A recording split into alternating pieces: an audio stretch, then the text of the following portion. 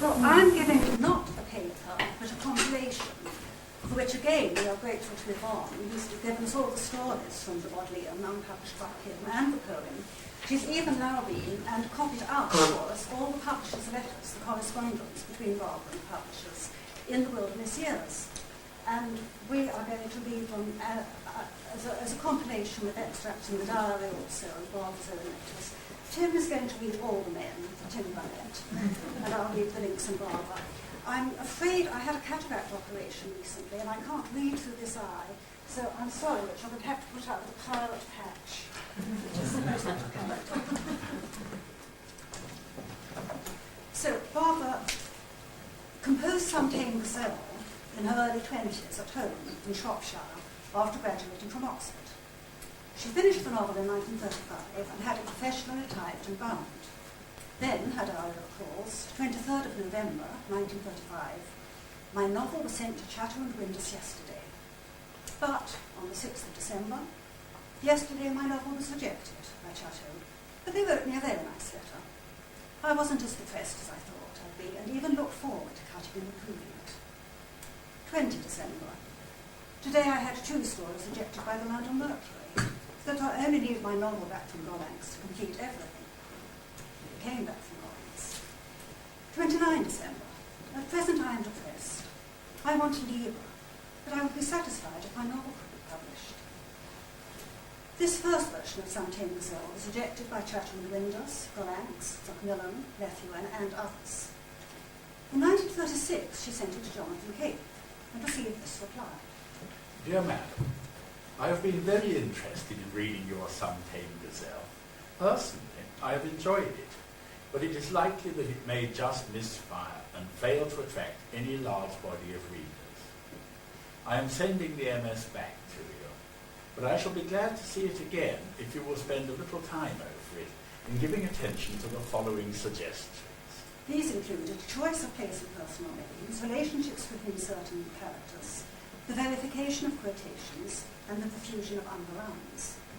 He ended, if you will give consideration to these minor criticisms, I shall be pleased to see the MS again, and I think that I may be able then to offer to publish it. Barbara wrote in her diary, August 1936, I had a letter from J. Cape saying that he was interested in my novel, The Some Tame Gazelle, and thought he might be able to offer to publish it if I would make some alterations. They're quite minor ones, so I hope I shall soon be able to send it off again. And then, I dare not hope too much, but it would be marvellous if he took it. And she wrote to Henry Harvey, also in August. I dare say Jock has told you about Jonathan Cape and my novel. He's going to consider it again after I've made a few alterations. They're quite minor ones, but so wearying to do. I'm greatly cheered about this, but only vaguely hopeful. But all the same, I should probably cry if Cape don't take it. But Cape refused the revised version. 2 years later, Robert Liddell wrote to Pym about an author's party at Cape's that he had attended, and she wrote to him, how can you shake that false crisp by the hand when you think how he has ruined my life? And in her diary in April 1940, writing is not quite now the pleasure it used to be. I'm no longer so certain of the glorious future as I used to be, though I still feel that I may ultimately succeed. Perhaps the Home Front novel I'm dabbling with now will get published. Perhaps. In 1949, she sent an amended manuscript of Some Tame Gazelle to Jonathan Cape, and this time he accepted it, publishing it in 1950. Through the next 11 years, he published her next 5 novels.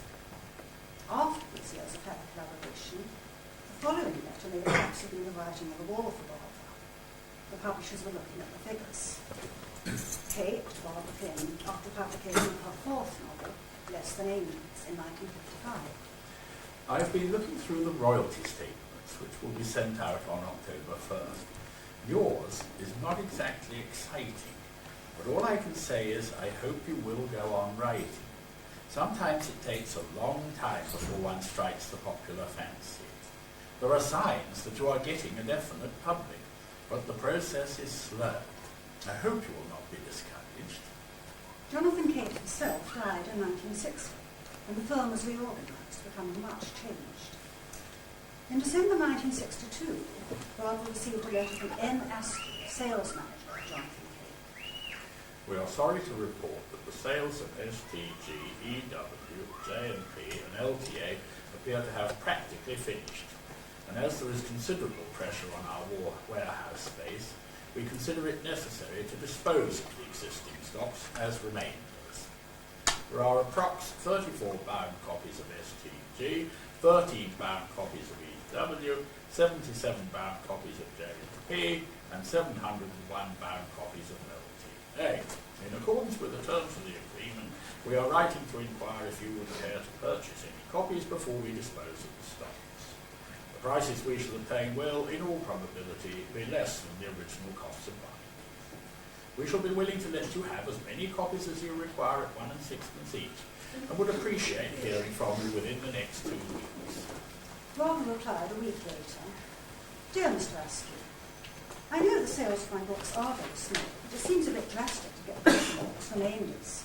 Would you not consider keeping a few copies of STG and EW and disposing of JP and LTA, which do seem to be taking up more than their fair share in the warehouse? Anyway, I don't suppose the author has much to say on the matter, so would you please let me have half a dozen of each book to decide to remainder?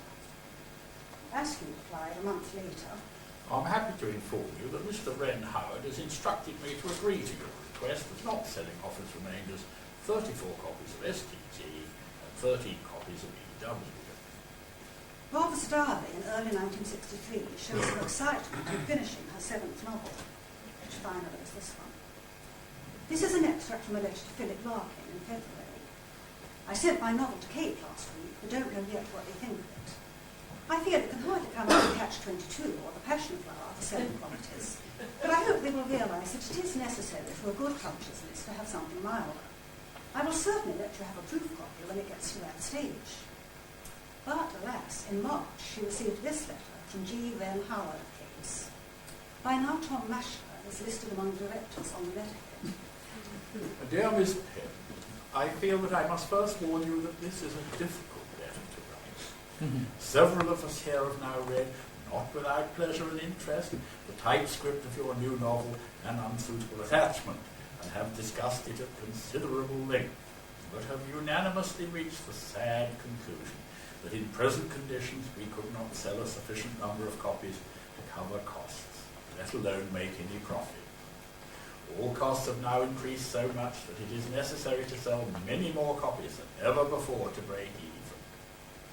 Our difficulties in publishing fiction have also been greatly increased by the disappearance of Smith's circulating libraries and the reduction in Booth's libraries, and also by the steady decline in the sales of novels in Commonwealth markets. This is particularly marked in the case of Australia.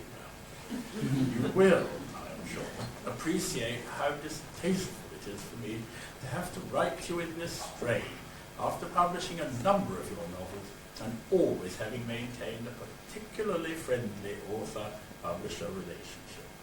But in fairness to this company and to my colleagues, I feel I cannot do otherwise. With the greatest possible regret, therefore, the typescript is being returned to you separately. Yours sincerely. Barbara's reply 2 days later. Dear Mr. Wren Howard, thank you for your letter of 19th March. Your decision not to publish my book is a bitter disappointment to me, and I am also most distressed at the way in which I have been treated. I never thought that a publishing house with the high reputation which Kate has always enjoyed could behave like this to one of its authors. I have been with you for 13 years, published 6 books, and built up a small but secure reputation which has been, I think, to our mutual benefit. I should be grateful if this letter could be shown to Mr. Michael Howard and Mr. Mashler, and whoever else may have been concerned with this. Then in her diary 3 days later, to receive a bitter blow on an early spring evening, such as that Kate doesn't want to publish an unsuitable attachment, but it might be that someone doesn't love you anymore. Is it worse than on an autumn or winter evening? 1963 so far, a year of violence, death and blows. My novel rejected by Kate. From Wren Howard on the 3rd of April. I have read and reread several times your letter dated March 21st. I feel that it would be impolite not to acknowledge your letter, though there is nothing more I can add to what I originally wrote. I am truly distressed that you should feel that you have been unfairly treated, and I most sincerely sympathise with your feeling of great disappointment. I have also again been carefully through the accounts of all 6 books, have checked the results, and can now confirm that the losses incurred in publishing some of them almost exactly equaled the modest profit derived from the others. Thus, while we may not exactly have lost any money, we have not made any as a result of publishing these 6 novels. And a publisher, unhappily, cannot afford merely to break even. He must somehow, in order to survive, make some profit.